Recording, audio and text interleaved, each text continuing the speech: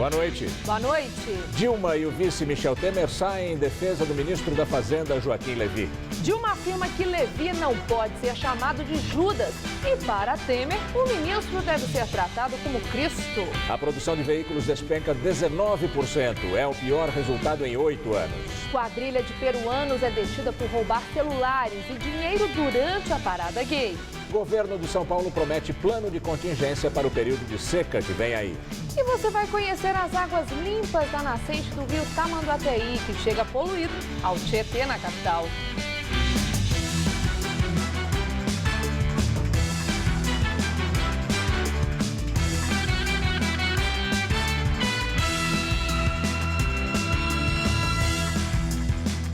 A produção de veículos no Brasil é a menor em 8 anos e isso afeta diretamente o emprego na indústria.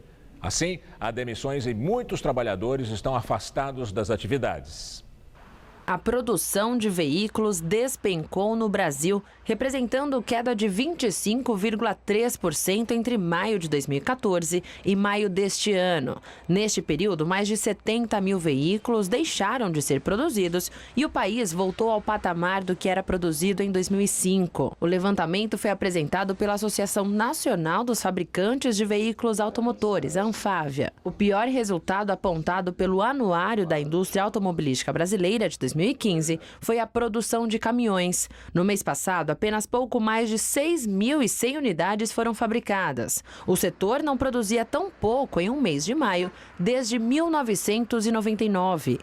Eu considero esse retrocesso fruto de um índice de confiança bastante baixo por parte do nosso consumidor, por parte do investidor e que fundamentalmente estão dependendo da conclusão do ajuste fiscal.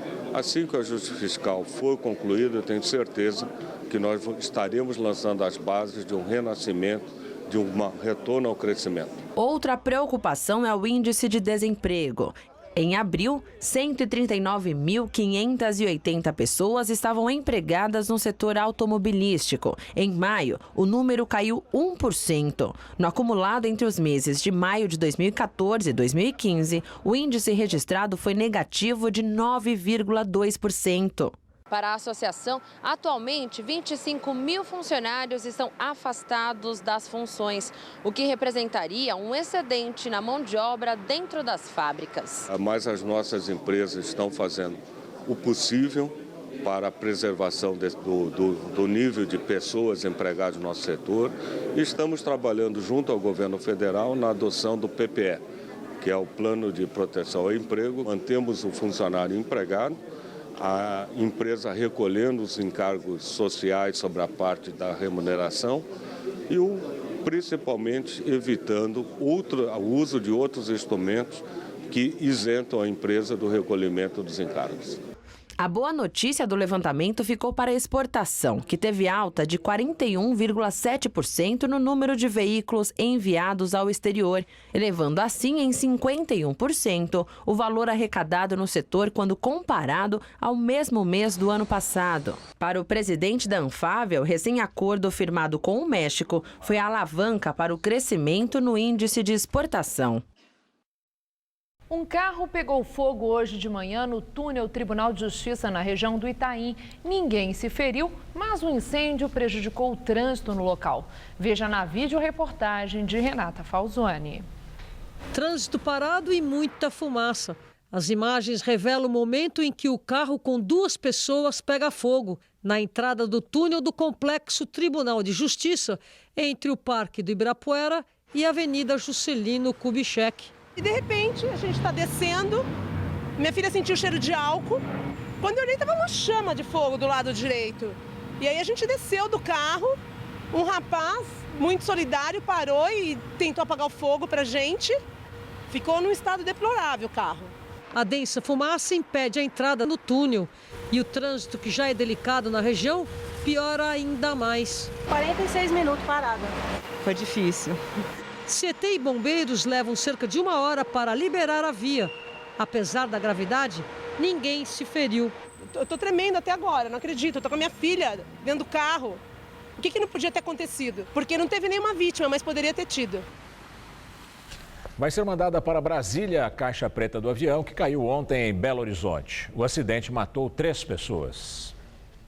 O avião caiu por volta das 3h30 da tarde de ontem, minutos depois de decolar do aeroporto da Pampulha, e atingiu o telhado e a parte do muro de uma casa. O piloto, o copiloto e um passageiro morreram na queda. A vizinha da casa atingida se feriu após um pedaço da laje cair de raspão sobre ela, mas foi socorrida e passa bem. A aeronave pertencia a uma empresa e estava indo em direção à fazenda Sequoia, no leste de Minas Gerais. A caixa preta encontrada hoje foi recolhida e será enviada a Brasília para a perícia. De acordo com o chefe da investigação do Seripa, ainda é cedo para apontar culpados ou responsáveis pelo acidente. O governo de São Paulo paga mais de 20 milhões de reais para o consórcio que está construindo 2 das 4 estações que ainda faltam na linha 4 amarela do metrô. O pagamento acontece após o governo ameaçar romper o contrato com o consórcio por causa de atrasos na obra. O contrato inicial da linha era de 172 milhões de reais para a construção do pátio Vila Sônia e das futuras estações Higienópolis Mackenzie e Oscar Freire.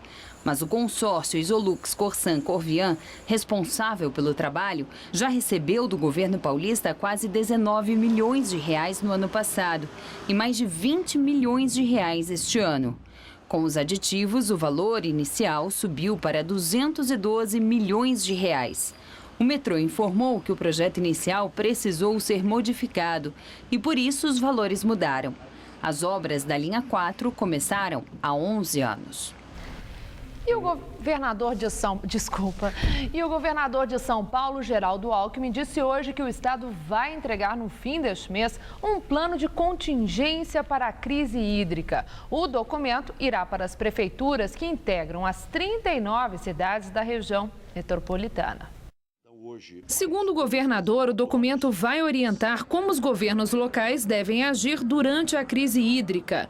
Com o plano em mãos, as prefeituras da Grande São Paulo poderão regulamentar as leis que multam os consumidores que desperdiçarem água. O Comitê Anticrise, criado pelo governo do estado, em parceria com municípios e secretarias envolvidas, pretende propor às câmaras municipais um único projeto de lei para ser aprovado. De acordo com a Sabesp, o planejamento é apenas para situações de emergência e a expectativa é que ele não seja utilizado. Vai ter plano de contingência, já está até pronto, fim do mês está pronto. Nós não pretendemos é utilizá-lo. Por que penalizar a população se você pode garantir o abastecimento com racionalidade? Alckmin participou hoje do início da segunda fase da instalação das membranas ultrafiltrantes, um sistema que irá permitir a ampliação do tratamento de água em 1.000 litros por segundo no sistema Guarapiranga, até o fim de julho. Falta pouco para começar o inverno, mas friozinho mesmo apenas à noite e de manhã. À tarde, olha, tem feito um calor aqui em São Paulo, sem chuvas. O índice de umidade relativa do ar não para de cair. E hoje ficou em 35%. Pois é, e essa condição de tempo muito seco não deve melhorar tão cedo, não. Segundo a meteorologia, só há previsão de chuva, mesmo assim muito fraca e isolada, no fim de semana. Vamos aos detalhes da previsão com Mariana Armentano.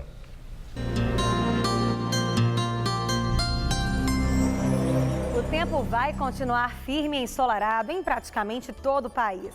Só vai chover onde já tem chovido nos últimos dias. Uma grande massa de ar seco afasta as chuvas e contribui para o calor da tarde em boa parte da região sul, do sudeste, centro-oeste e do interior nordestino. Esse ar seco está bloqueando uma frente fria no Rio Grande do Sul. Por isso, o tempo ainda fica instável amanhã no centro-sul gaúcho. Todo o litoral do Nordeste também terá um dia de chuvas intercaladas com sol. Mas as pancadas mais intensas ainda atingem a região de Salvador e de São Luís, no Maranhão. De lá até o oeste do Acre, há previsão de chuvas fortes por causa do tempo abafado. Faz até 27 graus em Porto Alegre, 32 no Rio de Janeiro e em Cuiabá e 33 graus em Belém, no Pará. Para São Paulo, nada muda. O ar seco mantém as tardes ensolaradas e quentes e as noites mais frias. A máxima vai aos 27 graus em Marília, 32 em Votuporanga, faz até 30 graus nas cidades de Araraquara e São José do Rio Preto. E aqui na faixa leste, por causa das baixas temperaturas na madrugada, o dia pode amanhecer com névoa, mas o sol predomina o dia todo. No litoral, chega a fazer 28 graus lá em Santos. Aqui na capital, mínima de 14 e máxima de 26. Toda a semana vai seguir assim ensolarada, só há previsão de chuva no sábado. A presidente Dilma Rousseff sai mais uma vez em defesa do ministro da Fazenda, Joaquim Levy, e afirma que é injusto e errado tratá-lo como Judas por causa das medidas impopulares do ajuste fiscal. A manifestação de Dilma acontece às vésperas do 5º Congresso Nacional do Partido dos Trabalhadores, em que são esperadas críticas duras a Joaquim Levy. O vice-presidente da República e articulador político do governo, Michel Temer, também saiu em defesa de Joaquim Levy e disse que ele deve ser tratado como Jesus Cristo. Ao explicar essa comparação, Temer disse que Cristo sofreu muito, mas teve uma vitória e deixou um exemplo para todo o mundo. Ainda segundo Temer, o momento é difícil, mas os resultados vão ser os melhores para o país. E agora o comentário de Josias de Souza, direto de Brasília. Dilma Rousseff deflagra nesta semana uma estratégia para tentar mudar de assunto. A presidente quer parar de falar de ajuste fiscal e quer conversar sobre retomada do crescimento econômico. Por isso, ela lança nesta terça-feira um novo plano de concessões à iniciativa privada. São obras que o governo precisa fazer na área de infraestrutura, não tem dinheiro para fazer e vai buscar na iniciativa privada as verbas que faltam no Tesouro Nacional. Até sexta-feira, o governo falava em algo como 130 bilhões de reais em obras. Depois de uma reunião de Dilma com seus ministros no domingo, passou-se a falar numa cifra maior, 190 bilhões de reais. É preciso aguardar até amanhã para ver qual o valor que vai prevalecer. Mas quem ouve essas cifras assim, bilionárias, fica impressionado. Não se iluda. Nada disso vai se viabilizar imediatamente, nada disso vai alterar o quadro de recessão que está previsto agora para 2015. Com alguma sorte, parte dessas obras começa a sair do papel apenas do meio para o final do ano que vem. O governo fala em concessões à iniciativa privada desde 2012, mas pouquíssima coisa saiu do papel. O que há de diferente agora é que, num cenário de crise, Dilma precisa de ajuda e, aparentemente, ela vai parar de torcer o braço dos investidores, oferecendo-lhes melhores condições de retorno financeiro dos seus investimentos. Dilma se mexe às vésperas do Congresso Nacional do PT, que começa na quinta-feira em Salvador. Numa entrevista ao Estadão, a presidente preventivamente saiu em defesa do alvo preferencial do PT, que é o ministro Joaquim Levy. Dilma disse nessa entrevista que é injusto tratar o ministro como um Judas. A presidente tem razão, até porque, para boa parte do eleitorado, o verdadeiro Judas desse enredo é a própria Dilma, que passou a campanha eleitoral de 2014 prometendo restaurar o Éden na Terra. Boa noite. O projeto piloto que ensina a população a compostar o lixo orgânico com minhocas completa 1 ano. E segundo uma pesquisa, quem participou mudou de hábito. Além disso, a prática da compostagem tem se espalhado por São Paulo, mesmo sem a ajuda da prefeitura. Há 9 meses, o lixo orgânico da casa da Patrícia vira alimento para minhocas. E, em troca, ela ganha adubo para as plantas, o humus de minhoca. Até o resíduo líquido é aproveitado para regar os vasos. A experiência mudou a rotina da família inteira. Eu passei aí mais ao parque, né, para pegar folhas. Passamos a consumir mais orgânicos também, né? Virou um hábito bem mais frequente. Patrícia é voluntária do projeto piloto da Prefeitura de São Paulo, lançado em junho do ano passado, que distribuiu 2.006 composteiras entre mais de 10 mil inscritos. Agora, o Composta São Paulo divulga os primeiros resultados do programa. 98% dos que responderam à pesquisa afirmaram que ficaram muito satisfeitos com o programa. 78% incorporaram a compostagem nos hábitos da família. Apesar da alta adesão, muitos enfrentaram problemas técnicos no início, como o aparecimento de moscas e larvas e mau cheiro. Até hoje, 47 pessoas desistiram das composteiras. A maioria alegou problemas pessoais. Mas a pesquisa também mostrou que a maioria se engajou de verdade com o projeto e passou a divulgar notícias sobre as minhocas com amigos, parentes, vizinhos e também nas redes sociais. O resultado de disso, surpreendeu. Mais de 2.500 pessoas passaram a realizar a compostagem dos resíduos orgânicos, mesmo sem terem recebido os equipamentos da prefeitura. Ou seja, a gente tem um número maior de pessoas nessa auto-iniciativa do que na distribuição feita pelo próprio projeto. Vira ponto turístico da casa, né? Como a gente inclusive viu na pesquisa as pessoas declararem. Então todo amigo que vem, todo visitante, familiar vem em casa, quer ver a composteira, quer entender dos bichinhos, das minhocas, enfim. Elas são nosso animal de estimação, eu diria assim, né? Minhas filhas até queriam ter outros animais, eu não tenho condições de cuidar de um animal, assim. Elas mostram pros amigos, né? Enfim, ajudam a separar folhas, a cortar folhas, elas gostam de participar do processo, né? A cidade de São Paulo produz 20 mil toneladas de resíduos por dia. Pelo menos 30% é lixo orgânico gerado nas residências.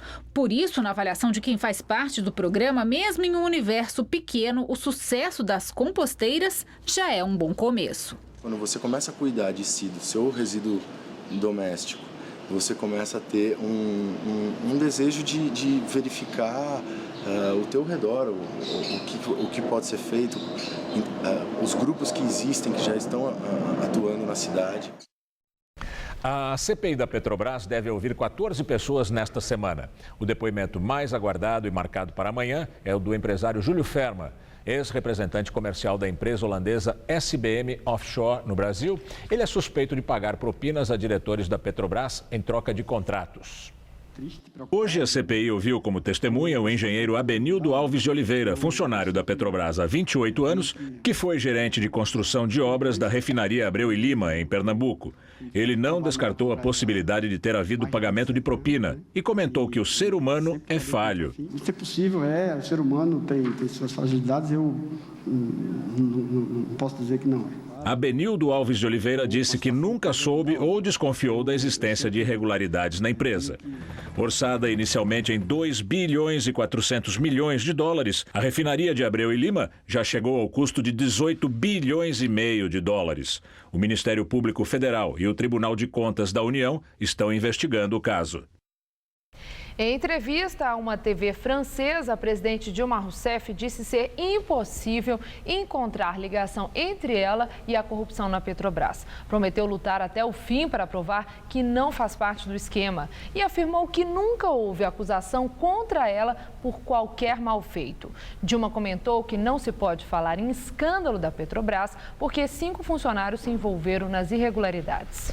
Na semana passada, Dilma deu uma série de entrevistas à imprensa europeia. Amanhã, ela viaja para Bruxelas, na Bélgica, onde participa da cúpula de líderes de países europeus e do continente americano. E agora vamos ao comentário de política com o Bob Fernandes. A Câmara deve votar o segundo turno da reforma política. Antes da primeira votação, lembramos aqui, só milagre para não ficar pior do que estava. O que de mais importante se votou foi a inclusão na Constituição do financiamento empresarial para campanhas. Eduardo Cunha perdeu a primeira votação, dinheiro das empresas direto para candidatos. Ganhou a segunda na mão grande e agora o dinheiro irá direto para os partidos. Dúvidas e polêmicas sobre legalidade e mais. Quem e como definirá quais candidatos receberão dos partidos e quanto? Não fixaram limite para doações. Lei cheia de buracos. Tanta imprecisão foi acaso? Vejamos o fruto de outro desejo de Eduardo Cunha, esse bem preciso. Enquanto se corta gastos e se aumenta impostos, a Câmara aprovou aumento de isenção tributária para igrejas, em especial as neopentecostais, relatou o jornal Folha de São Paulo. Coisa de uns 300 milhões. Aprovado na moita, o artigo livra da cobrança de impostos comissões que os religiosos recebem ao recolher dízimos ou de fiéis.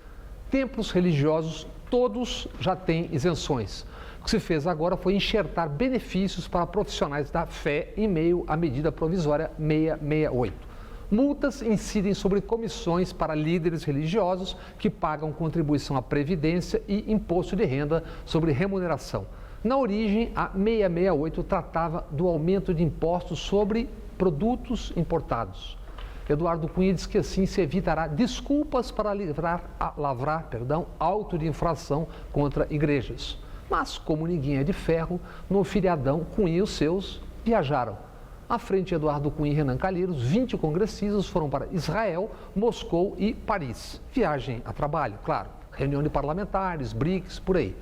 Em meio ao trabalho, rolou o Lago dos Cisnes, no Bolshoi, em Moscou, o Mar da Galileia, Jerusalém e Belém. Pelo menos 8 esposas viajaram junto. No Waldorf Astoria, em Jerusalém, diárias de 500 a 1.200 dólares. Mas Eduardo Cunha tranquiliza a nós todos. Quem trouxe a esposa como eu está pagando sua conta, disse ele. Boa noite. Os líderes do G7, as 7 maiores economias do planeta, encerram a cúpula na Alemanha pedindo compromissos sobre as mudanças climáticas e ameaçaram também a Rússia com novas sanções. Os líderes do G7 concordaram em manter e até intensificar as sanções à Rússia depois da anexação da Crimeia no ano passado.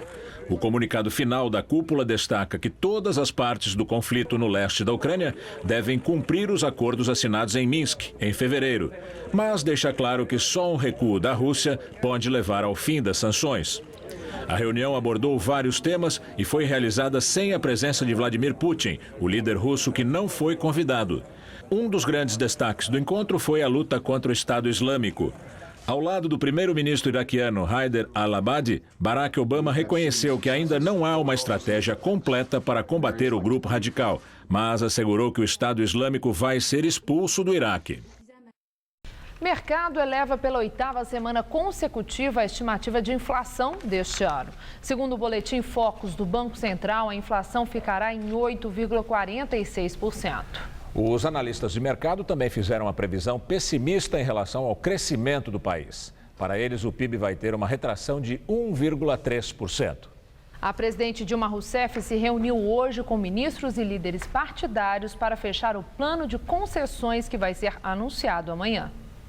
O plano deve conceder áreas de infraestrutura do país à administração da iniciativa privada. Na lista estão os aeroportos de Florianópolis, Salvador, Fortaleza e de Porto Alegre. O governo deve leiloar também novos trechos de rodovias federais e áreas dentro dos portos de Santos e Belém.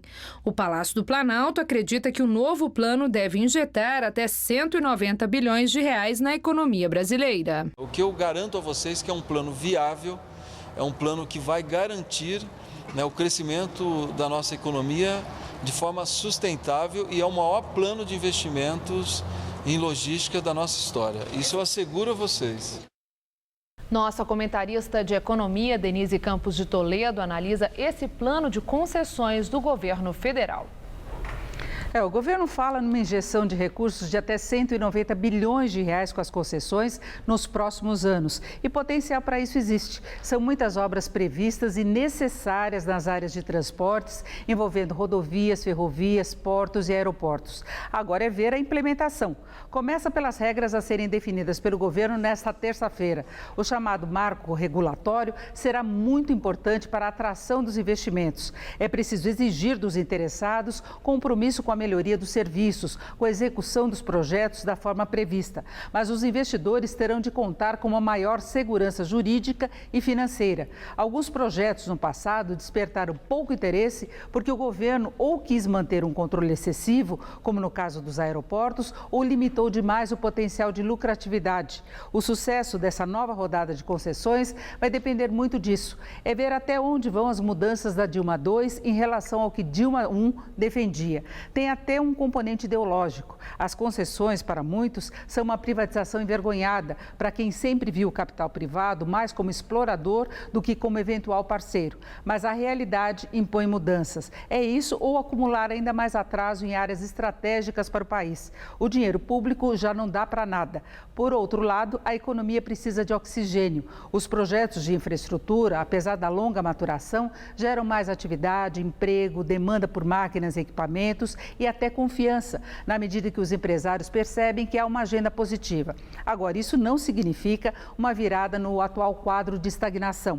Os ajustes para a correção de rota ainda estão em andamento. Fatores como queda da demanda, inflação elevada, aumento de impostos, de juros e desemprego vão continuar prejudicando a atividade econômica em geral, a vida das empresas e dos cidadãos. Situação que pode se arrastar até 2016, pelo menos. As concessões são, na verdade, uma indicação de planejamento de mais longo prazo em meio aos ajustes mais urgentes, como das contas públicas, e ajustes que ainda podem ter uma conta bem mais pesada que se previa. Eu volto na quinta. Até lá. A Receita Federal liberou hoje a consulta ao primeiro lote de restituição do Imposto de Renda 2015. Também é possível consultar lotes residuais de anos anteriores. As consultas podem ser feitas no site da Receita, por telefone e também via aplicativo para quem tem tablets e smartphones. Esse primeiro lote vai pagar 2 bilhões e 300 milhões de reais a quase 1 milhão e 500 mil contribuintes. Os valores vão ser depositados no dia 15, segunda-feira da semana que vem. Ao longo do ano, a Receita vai liberar mais 6 lotes de restituição. Polícia prende suspeitos de matar o empresário italiano Alessandro Filippo Altobelli. Ele tinha 68 anos e era dono de restaurantes em São Paulo. O crime ocorreu em fevereiro, depois de uma perseguição policial. Os presos fazem parte de uma quadrilha que assalta mansões no Morumbi. A partir de imagens de câmeras de segurança que mostram os bandidos em fuga, a polícia conseguiu identificar parte dos suspeitos. 3 foram presos no fim de semana. Eles teriam participado do assassinato do italiano Filippo Altobelli, baleado quando os criminosos tentaram roubar o carro dele em fevereiro para fugir da perseguição. Para a polícia, foram eles também que atropelaram e mataram o PM Geraldo Siqueira, depois de furarem uma blitz em março, perto do Jockey Club. De acordo com a investigação, essa quadrilha tem cerca de 15 integrantes. Os outros ainda não foram identificados. A polícia diz que eles são responsáveis por pelo menos 10 assaltos a mansões no bairro do Morumbi no último ano. A nossa unidade de inteligência policial está levantando todos os boletins de ocorrência que foram registrados do ano passado para cá, desses casos específicos, para que nós possamos confrontar com o modus operandi, ou seja, o modo de agir dessa quadrilha, que é extremamente perigosa. Eles utilizam armamento pesadíssimos, tais como fuzis e metralhadoras. Nascentes do rio Tamanduateí, dentro da gruta Santa Luzia, em Mauá, surpreendem pela água limpa. Um contraste com a grande poluição observada quando o rio deságua na cidade de São Paulo. O que não falta nas margens do rio Tamanduateí é tubulação despejando esgoto. Por isso, a água escura. Tem até pneu. É sujeira para todo lado e por toda a extensão, até o Tamanduateí desaguar no rio Tietê, aqui na capital. O Conselho Nacional de Meio Ambiente estabeleceu padrão de qualidade de água para corpos d'água aqui no Brasil. Então, existem 5 tipos, 5 classificações. Classe especial, classe 1, 2, 3 e 4. É o tipo de água que você só pode usar para navegação e para a paisagem, O Tamanduateí, ele está pior do que o de classe 4. A situação é completamente diferente na nascente do rio, que fica dentro deste parque, em Mauá, na Grande São Paulo. Ela é poluída, muito suja, preta, fedida. Não é aquele cheiro ruim aqui, não. Você vê limpinha, clarinha. Você sai do Parque da Gruta de Santa Luzia, a mais ou menos uns 500, 600 metros, você já encontra o rio, quando ele começa a ser canalizado. E ali a água já está contaminada, como foi durante o percurso todo do município de Mauá. Nossa equipe foi conhecer a gruta onde fica uma das nascentes do rio Tamanduateí. Quem quiser ver, tem que se abaixar. E aí encontra este presente da natureza. Presta atenção na pureza dessa água. Aqui na nascente, o rio Tamanduateí tem outra cara, se comparado com aquele afluente poluído da Marginal Tietê. Até o som é completamente outro. Se na cidade o que não falta é carro, aqui o que reina é esse barulhinho da água escorrendo. Em frente à nascente, Santa Luzia, a protetora dos olhos. Este altar, em homenagem a ela, foi erguido no século XIX, época em que a ferrovia Santos-Jundiaí era construída. Os escarpelinos que trabalhavam aqui antigamente, eles feriam muito os olhos com as pedras e eles vinham lavar os olhos nas águas do Tamanduateí. Por isso, eles associam a cura dos olhos às águas do Tamanduateí. A Prefeitura de Mauá diz que está fazendo sua parte para despoluir o início do rio. Há um tempo atrás aqui também já tinha um foco de poluição, mas a partir do ano passado o município está limpando todo o trajeto do Tamanduateí aqui na cidade e a previsão é que até o final de 2021 totalmente limpo em Mauá. Na entrevista do dia com Maria Lídia Flandoli, as investigações do cartel do metrô e CPTM de São Paulo. E para falar sobre o pedido de informação sobre as investigações do cartel do metrô e CPTM paulista, foi encaminhado por deputados estaduais ao Ministério Público este pedido. E aí vou entrevistar o deputado estadual José Américo Dias, que também é secretário nacional de comunicação do PT. Deputado, obrigada. Vamos começar com a questão da ida de 3 parlamentares do PT e de um parlamentar do PSOL até o Ministério Público, a chefia do Ministério Público de São Paulo, com pedido de mais informação. O que é que especificamente vocês querem saber sobre esse caso que foi um escândalo, metrô CPTM em São Paulo? Exatamente. Bom, em primeiro lugar, nós fomos recebidos pelo Dr. Mário Sérgio Rosa, que é o promotor-chefe da São Paulo, procurador-geral do Estado. A ideia era buscar informações sobre o andamento do processo, que, em nossa opinião, está muito lento. Está muito lento. E, inclusive, a última denúncia, ela envolveu 8 executivos que teriam feito o cartel, né? Em outros contratos, teria feito o cartel. No entanto, não há denúncia de nenhum funcionário público envolvido. Segundo o Dr. Rosa, a investigação está com muita dificuldade, porque os membros do cartel, os executivos, não estão falando, estão usando da sua prerrogativa de não falar nada, né, para não se autoincriminar. Então, foi mais ou menos isso que nós... Os indiciados não estão falando, é isso? Os indiciados não estão falando. Certo. Então, ele alegou que está com problema a investigação. Bom, mas toda investigação tem essa mesma dificuldade, isso não é novidade para ninguém. Nós fomos levar a preocupação para ele de que existem mecanismos para superar esse problema. Um deles é a delação premiada. Nós achamos que tem 2 figuras, o Robson Marinho, ex-presidente do Tribunal de Contas do Estado, que teve dinheiro apreendido na Suíça, e o lobista Arthur Teixeira, ambos estão numa situação muito mais difícil que todos os outros. Eles tiveram dinheiro apreendido na Suíça. No caso do Arthur Teixeira, ele tem 23 contas. Olhe bem, 23 contas da Suíça, o que foi descoberto pelo Ministério Público Suíço, que enviou para cá no dia 8 de dezembro. Então, essas 2 pessoas poderia ser oferecido a elas o estatuto da delação premiada. Mas há indicadores de que eles queiram, os advogados sinalizaram isso? É o caso de propor, né? Também eles precisam ver se o Ministério Público topa, né? Se propõe. O Ministério Público não nos deu uma resposta a respeito disso, né? Inclusive os promotores estavam juntos, não me pareceram muito empolgados com essa possibilidade, não me pareceram muito interessados nessa possibilidade. Inclusive declararam para a imprensa, depois da conversa conosco, que isso era uma coisa secundária para eles. De todo modo, ficou a proposta... delação premiada? Exatamente, como um instrumento, né? De todo modo, ficou para um segundo momento a gente voltar a conversar. Nós fizemos uma proposta, Maria Lídia, muito importante, que é o seguinte: eu queria que todo mundo soubesse que os contratos que foram acusados de estarem superfaturados, eles continuam vigindo, ou seja, o Estado de São Paulo continua pagando pelos contratos a mesma coisa que pagava antes. Bom, quando que esses contratos vão poder ser encerrados? Quando transitar em julgado. Quer dizer, então, demora muito. Vai demorar muito, né? Talvez muito tempo. Então, a nossa proposta foi que houvesse uma espécie de TAC, termo de ajustamento de conduta, onde o Ministério Público propusesse para o metrô e para a CPTM que ela fizesse uma proposta para as empresas de realinhamento de preços.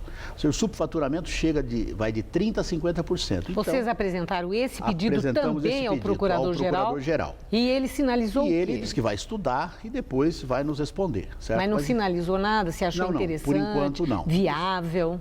Por enquanto não. Ele, de qualquer forma, é viável. Tecnicamente é viável, porque o Ministério Público faz isso em várias circunstâncias. Bom, pode ser viável, mas é conveniente na altura em que estão as obras? Eu acho que sim, porque se existe superfaturamento, e inclusive uma das empresas admitiu que há esse superfaturamento, que é o caso da Siemens, então vamos baixar o preço mais ou menos na média do superfaturamento para que o Estado de São Paulo perca menos. A gente já pague 30% a menos. Minha opinião, se isso acontecer, eu acho que esses executivos vão começar a falar. né? Porque hoje não tem risco nenhum. Os executivos das empresas, tanto internacionais como as brasileiras, que estão indiciados. Isso vai incomodá-los, né? Se o Ministério Público propuser isso ao metrô, se propuser isso para a CPTM, o que vai acontecer? Eles vão ter que dar uma resposta. Agora, eu queria fazer um parênteses aqui. Eu confesso que me surpreende que parlamentares do PT estejam propondo a delação premiada aqui em São Paulo. Sabe por quê, deputado?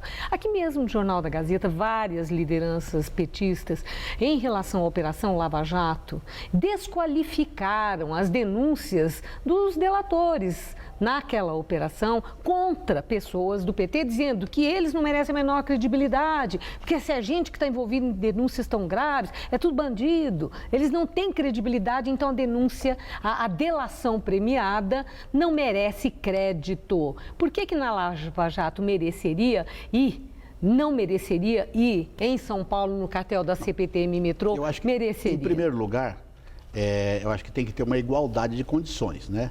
O que acontece lá fora tem que acontecer no estado de São Paulo. O estado de São Paulo não pode ser inimputável. A delação premiada não pode ser usada em outros estados brasileiros, só não ser usada no estado de São Paulo. Mas o senhor acha que merece crédito? Delação premiada é um instrumento que merece crédito? É um instrumento de investigação, não pode ser tomado ao pé da letra. Aliás, a primeira grande delação premiada foi feita por um funcionário da Siemens ao CAD, do governo Dilma.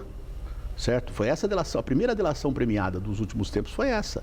Então, eu acho que como indicação de uma investigação. O que não pode é fazer, por exemplo, o que está acontecendo hoje no Lava Jato, onde o Alberto Youssef fala uma coisa e o nosso amigo lá do diretor de abastecimento, né, o Paulo Roberto Costa, fala outra. Então, você precisa acariar os dois, para ver quem tem razão. Que é o que está sendo feito, né? Não está sendo feito isso. Não a cariação entre os dois, a cariação, mas a investigação daquilo que falam. Não, daquilo que falam, é isso. Mas eu acho correto. Eu acho que a delação premiada é um instrumento, foi criado, inclusive, foi regulamentado no governo do PT.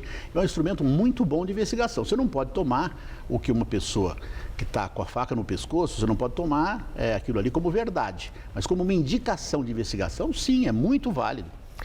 Deputado, nós encerramos a entrevista dia 11 agora, o quinto congresso, do PT, que há uma grande expectativa em relação a essa reunião, principalmente por tudo que o PT vem passando em relação a essas denúncias nos últimos tempos. E mesmo dentro do partido tem havido muita discussão, tem gente que está insatisfeita, tem gente que acha que não, que o petismo não morreu, está aí, tem gente que acha que está morrendo.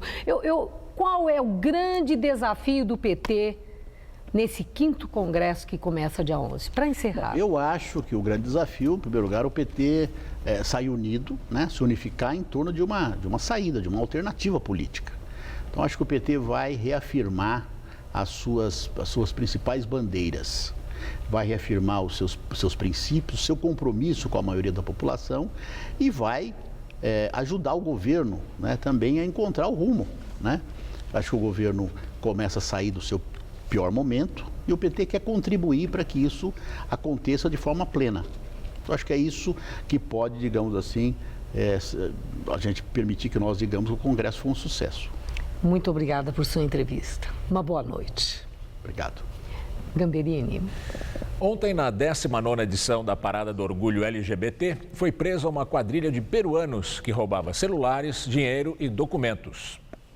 O celular da Thaísa era novinho, lançamento que custou mais de R$3 mil. Ela conta que ainda tentou proteger o aparelho no meio da multidão, mas não deu. Eu percebi que tinha 2 caras me seguindo, daí eu comecei a segurar mais forte meu celular no bolso. Daí, do nada, veio uma multidão encostando em mim e me empurrando, e um cara me cutucou e o outro me chamou a atenção daqui do outro lado e puxaram meu celular do bolso, assim. O de Rose estava dentro da bolsa. E tinha batom, maquiagem, cartão de crédito, mas eu senti que uma mão muito rápido, não vi a pessoa. Que eu olhei assim para trás, já me dei conta da ausência do meu celular. Na delegacia que registra ocorrências na região da Avenida Paulista, o entra-sai foi intenso hoje. Até o meio da tarde, mais de 200 pessoas procuraram o distrito na tentativa de recuperar o celular furtado durante o evento. Gustavo também não achou o dele. Vou numa outra delegacia. Para ver se encontra. Um endereço com eles para ver se encontra. Só do meu grupo, 6 pessoas foram roubadas. 4 pessoas foram presas na Avenida Paulista no domingo, depois que supostas vítimas alertaram a polícia e apontaram os suspeitos. Quando os policiais se aproximaram para fazer a abordagem, eles ainda tentaram se separar para parecer que não estavam agindo em grupo. Eram 2 homens e 2 mulheres, todos peruanos. Em uma das bolsas, a polícia encontrou 17 aparelhos celulares. Uma parte dos aparelhos ainda está na delegacia, à espera dos donos. Para a Kátia, a busca não foi em vão. Estava sofrendo por causa das fotos, com certeza. E agora recuperou tudo? Tudo, tá tudo... Não, ganhei o dia. Segundo a organização, 2.800.000 pessoas participaram da parada. Já para a Polícia Militar, foram 400.000. Domingo de muita festa na Avenida Paulista.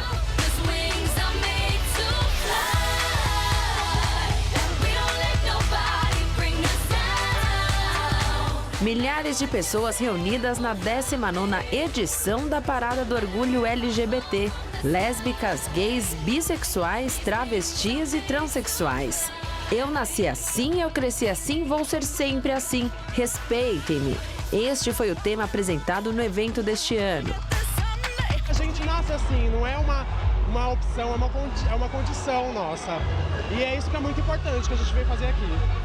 Respeito, sempre trazendo respeito, é só isso que a gente quer. É o amor entre homens, entre mulheres, entre pessoas transexuais e o ódio das pessoas que não entendem, que acham diferente, que acham errado. Eu acho que o que me motiva é que no final o amor sempre vence o ódio. Mas o destaque mesmo ficou com o capricho das fantasias. Teve quem demorou mais de 1 hora só na preparação do figurino.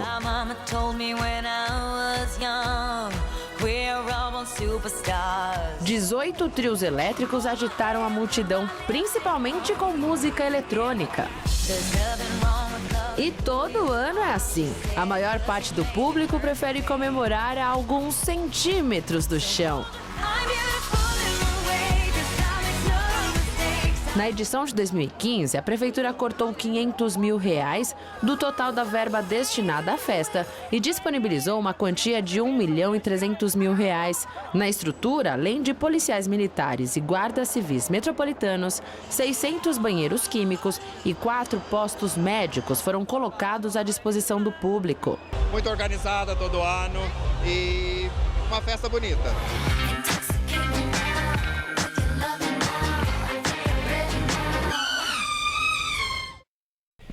Começaram hoje as inscrições para a 2ª edição do ano do SISU, o Sistema de Seleção para Vagas em Universidades Públicas. O período de inscrição é de apenas 3 dias, portanto, termina depois de amanhã, quarta-feira, dia 10. O candidato deve se inscrever pela internet colocando 2 opções de curso. Só pode participar do SISU quem fez o Enem no ano passado e não tirou 0 na redação. O resultado será divulgado na segunda-feira, que vem dia 15. As matrículas vão dos dias 19 a 23 deste mês. E você vai ver a seguir, Barack Obama fala pela primeira vez sobre o escândalo na FIFA. E uma cena inusitada no Grande Prêmio do Canadá, vencido pelo inglês Lewis Hamilton.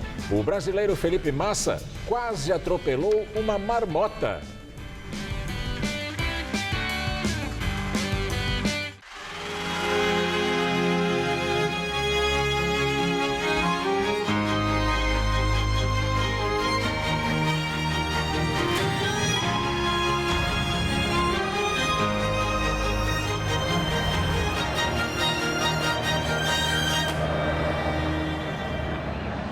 Buscar a perfeição é Bra. Leve o espírito olímpico para a sua vida. Bradesco, tudo de Bra para você. Se você quer estudar jornalismo, relações públicas, publicidade e propaganda ou rádio, TV e internet, a Faculdade Casper Liber é o seu lugar. Quer conhecer? Eu te levo. Aqui a gente aprende na sala de aula e também em laboratórios de rádio, fotografia, edição de imagens e estúdios de TV. Você também pode colaborar em revistas, sites, programas de TV e rádio laboratoriais. E tem oportunidade de estágio dentro da Fundação Casper Libero. São mais de 60 anos de tradição numa localização incrível. Faculdade Casper Libero, formando os melhores profissionais da comunicação. Quer saber mais? Acesse nosso site.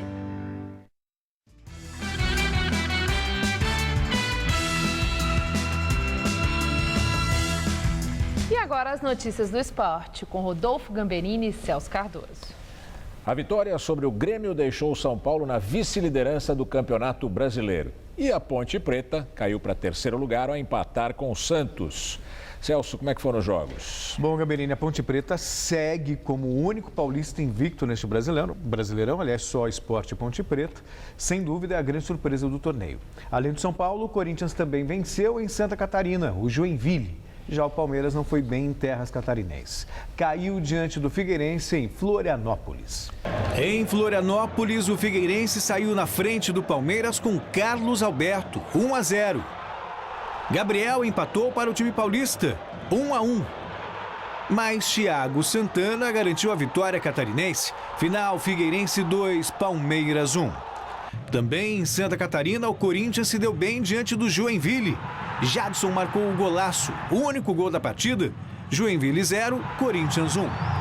Jogando no estádio do Morumbi, o São Paulo derrotou o Grêmio por 2-0. Luiz Fabiano e o goleiro Rogério Ceni marcaram para o time paulista. Na Vila Belmiro, Santos e Ponte Preta empataram em 2-2. Giovânio e Ricardo Oliveira marcaram os gols santistas. Os gols da Ponte foram marcados por Felipe Azevedo e Renato Cajá. Final, Santos 2, Ponte Preta ainda invicta no Brasileirão, também 2. Bom, não vamos nem falar desse golaço do Giovânio, vamos falar Eu sei que você quer falar, o coração, né? Passar várias vezes, mas que golaço, hein? Pena que o meu Mojimirim tá mal. E o Oswaldo de Oliveira parece estar cada dia mais prestigiado no Palmeiras. Infelizmente. Não sei se você se lembra. Ou seja, vai cair. Vai cair. Eu disse aqui que até a 10ª rodada, 10 técnicos cairiam. Eu estou começando a achar que Vai ser mais. Vai ser mais. 6ª rodada, 6 treinadores. Você foi cuidadoso no comentário. O Oswaldo Oliveira, nos bastidores, a informação é de que realmente está fora. Era para ter uma reunião hoje, a reunião não aconteceu. Talvez amanhã tenhamos novidade. Tudo porque o Marcelo Oliveira foi campeão com o Cruzeiro, bicampeão brasileiro com o Cruzeiro, está disponível no mercado. E é aquela história, né? É a menina bonita que está dando sopa, então aqui você tem já Todo mundo quer dançar com o Marcelo Oliveira. Exatamente. Mas eu acho muito injusto.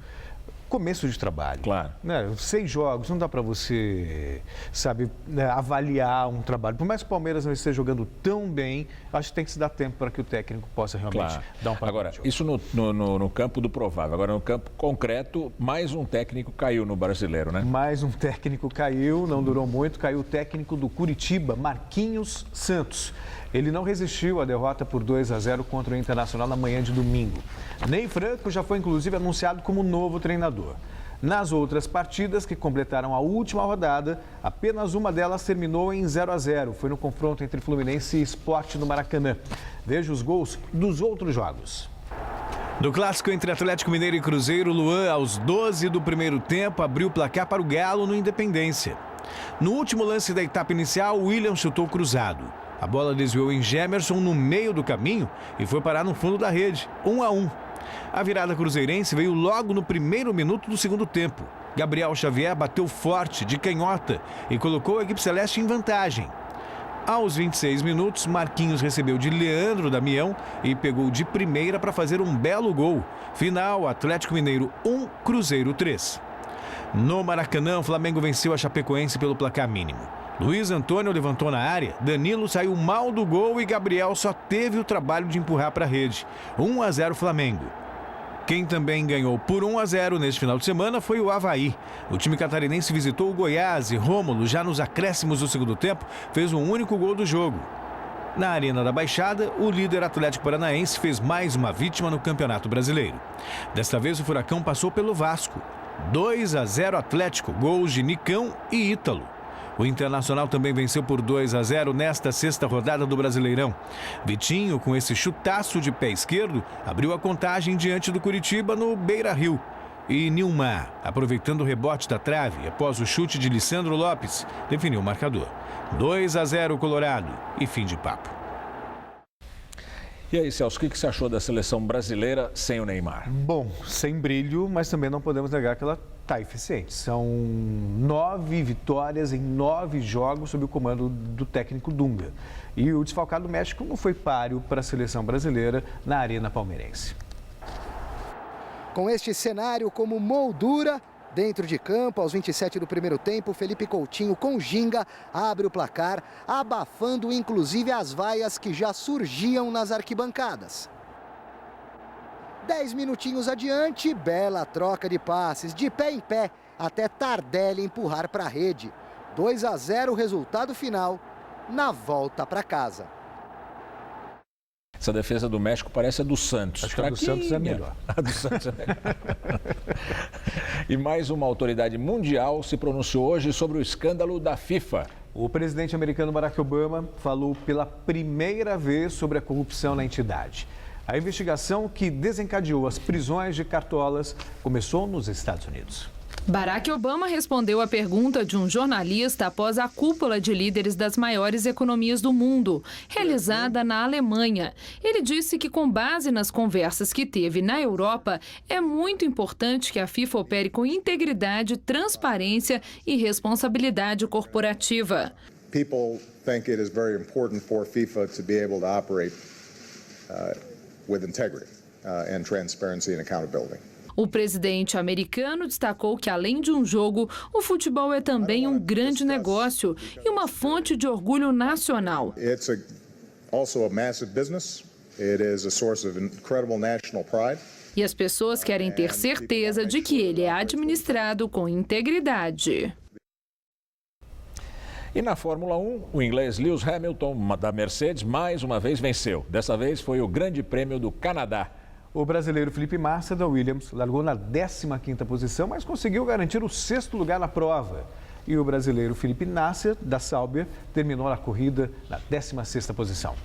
Largando na pole position, Hamilton garantiu a 4ª vitória do ano no GP do Canadá. O inglês abriu vantagem na liderança do campeonato, agora com 151 pontos. O alemão Nico Rosberg, também da Mercedes, foi o segundo em Montreal e agora está a 17 pontos atrás de Hamilton. O finlandês Valtteri Bottas, da Williams, completou o pódio com o 3º lugar. Bom, Celso, o Felipe Massa largou em 15º, chegou em 6º, é uma bela corrida, né? Não deixa de ser uma boa corrida de recuperação. Só que sempre atrás do Bottas, né? Exatamente. Acho que isso já cria uma pressão também sobre o Massa. Por mais que ele tenha feito uma bela corrida, e foi mesmo... O Bottas foi melhor. Foi melhor, né? Agora, tivemos aí uma curiosidade. A marmota? Uma marmota no meio da pista. O Massa, que inclusive estava passando por ali, tomou um susto quando viu. Agora, a marmota foi rápida, porque ela estava paradinha ali, a velocidade da Fórmula 1, aí ela consegue escapar. Eu acho que ela foi mais rápida que muito piloto, viu? É que o Rubinho não corre mais. Eu ia falar que ela foi mais rápida que o Rubinho não está correndo mais. Eu ia falar que a marmota foi mais rápida que ele. Tá certo. Maldade, né? É? Maldade. Maldade, claro, maldade. Obrigado, Celso. Boa noite, até amanhã. Boa noite. Estela. Eleições na Turquia, o partido do presidente Erdogan perde a maioria no parlamento e luta para formar uma coligação. O Partido da Justiça e Desenvolvimento, conhecido como AKP, fundado pelo presidente Tayyip Erdogan, perdeu a maioria absoluta depois de 13 anos. O resultado é um revés ao presidente que pretendia alterar a Constituição e concentrar mais poderes executivos. A grande novidade é a entrada no parlamento do recém-criado Partido Pró-Curdo. O primeiro-ministro Ahmet Davutoglu tem agora um prazo de 45 dias para formar o novo governo. Nenhum partido manifestou o desejo de participar de uma coalizão. A Coreia do Sul registra a 6ª morte causada pelo novo coronavírus, uma doença respiratória grave. As autoridades sul-coreanas confirmaram 23 novos casos do surto da Síndrome Respiratória do Oriente Médio, conhecida pela sigla MERS. Um total de 87 pessoas estão contaminadas. 2.300 pessoas estão em quarentena, a maioria dentro de casa. As aulas foram canceladas em quase 2.000 escolas. Pouca gente se arriscou a participar de eventos esportivos, ir aos cinemas ou aos centros de compras. Duas das maiores cadeias de supermercados registraram uma redução de 12% nas vendas, enquanto as compras online aumentaram 50%. O coronavírus pertence à mesma família da SARS, a Síndrome Respiratória Aguda Grave, que matou 800 pessoas em todo o mundo em 2002 e 2003. Os especialistas dizem que uma epidemia de coronavírus é improvável porque é difícil acontecer a transmissão entre as pessoas. O Jornal da Gazeta termina aqui. Essas foram nossas principais notícias. Dilma e o vice Michel Temer saem em defesa do ministro da Fazenda, Joaquim Levy. Dilma afirma que Levy não pode ser chamado de Judas. E para Temer, o ministro deve ser tratado como Cristo. Produção de veículos despenca 19%. É o pior resultado em 8 anos. Quadrilha de peruanos é detida por roubar celulares e dinheiro durante a parada gay. O governo de São Paulo promete plano de contingência para o período de seca que vem aí. A edição de hoje pode ser vista no site do Jornal da Gazeta. Mais notícias em nossa edição das 10. Uma excelente noite para você. Nós voltamos amanhã às 7 da noite em ponto.